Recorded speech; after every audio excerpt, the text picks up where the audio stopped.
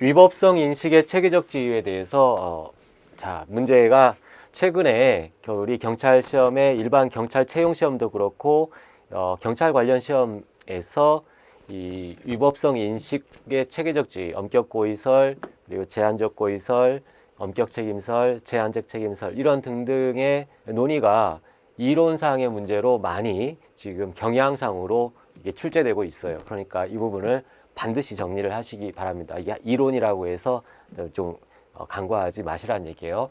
자, 이 위법성 인식 체계적 지위 문제로 바로 들어가지 말고 머릿속에 대략적인 그림이 떠올라야 돼요.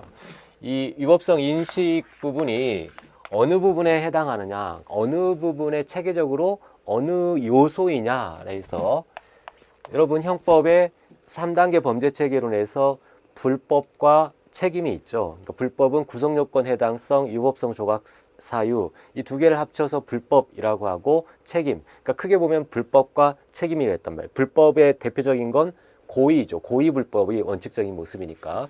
그래서 위법성 인식이 어디에 들어가느냐? 고의의 요소이다 라는 견해가 있겠죠. 아니라 책임의 요소이다. 책임의 내용에 들어가는 것이다. 이 두 가지 견해가 대비립된다고 할 수 있겠어요. 그래서 이 고의의 요소라고 보는 것이 엄격 고의설이에요. 즉 위법성 인식은 고의의 인식 대상이다 라는 얘기죠. 책임 요소라는 견해가 책임설이에요. 책임설. 즉 책임을 평가하는 이 사람이 책임이라는 건 비난 가능성이잖아요. 이 사람을 비난할 만한 것은 위법성을 인식했기 때문에 그러한 것이다 라는 책임설. 이런 고의설과 책임설로 나눌 수 있는데 이 고의설은 다시 나누면 엄격 고의설 그리고 제한적 고의설. 책임설도 마찬가지. 엄격 책임설, 제한적 책임설 이렇게 나눈다. 그래서 말 그대로 엄격 고의설은 위법성 인식에 현실적인 위법성 인식이 있어야 된다. 없다라면 과실범이 성립할 뿐이다 라는 거죠. 과실범. 있으면 고의범, 없으면 과실범. 제한 고의설은 현실적인 인식이 없다 하더라도 인식 가능성만 있으면 고의가 성립할 수 있다. 이게 제한적 고의설이죠. 엄격 책임설, 순수하게 책임 요소로 보는 견해이고 정당한 이유가 있으면 책임을 조각하고 그렇지 않으면 과실범으로 처벌하는 엄격 책임설. 즉 엄격 책임설과 제한적 책임설의 차이, 이게 시험에 자주 나오는데 이 두 개의 차이는 한 개밖에 없죠. 즉 위법성 조각 사유의 전제 사실에 관한 착오를 어떻게 평가할 것인가에 대해서만 차이가 있을 뿐이에요. 그래서 위전착 문제만 엄격 책임설과 제한적 책임설의 차이가 있다.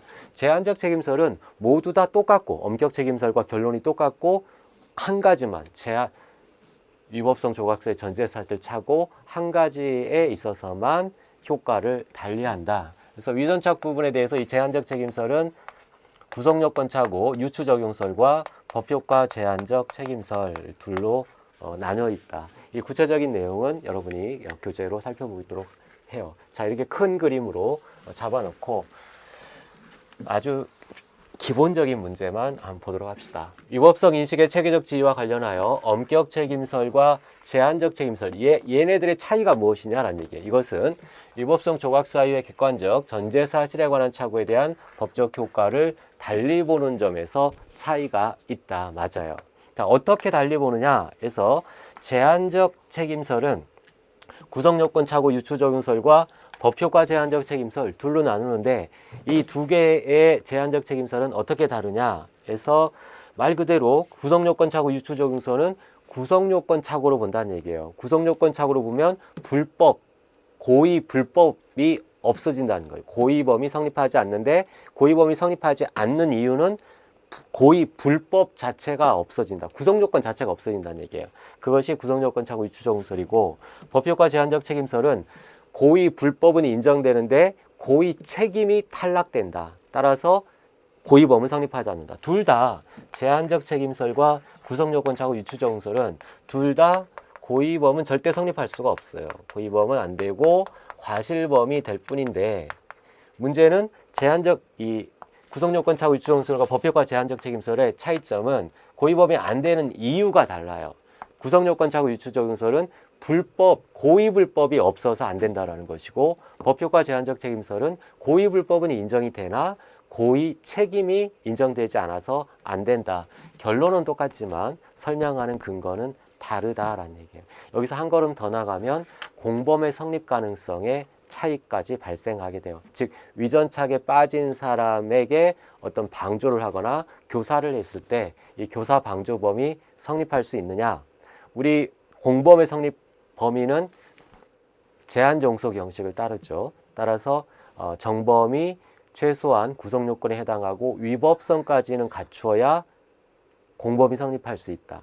정범이 책임까지 갖추어야 할 필요는 없다라고 하죠. 그래서 구성 요건 차고 유추적용설에서는 공범이 성립할 수가 없어요. 고의 불법 자체가 없기 때문에. 그러나 법효과 제한적 책임설에서는 고의 불법은 인정되고 책임만 아웃되니까 불법까지는 있잖아요. 따라서 거기에 가담한 공범이 성립할 수 있다는 장점이 있어요. 즉 구성요건 차고 유추적용설보다 법효과 제한적 책임설이 훨씬 공범의 성립을 처벌할 수 있기 때문에 공범을 처벌할 수 있기 때문에 이론상으로 장점이 있게 된다. 자, 여기까지 하면 완벽한데 지금 이 부분이 잘 이해가 안 된다 하더라도 앞으로 모의고사나 이런 것들을 통해서 제가 계속 출제를 할 테니까 그때마다 조금씩 한 걸음씩 더 나아가면 돼요. 큰 그림으로 아까 봤던 그 4가지 학설이 어느 위치에서 지금 발생하는지 그 정도만이라도 초보자는 거기까지만이라도 정리하시면 되겠어요. 다음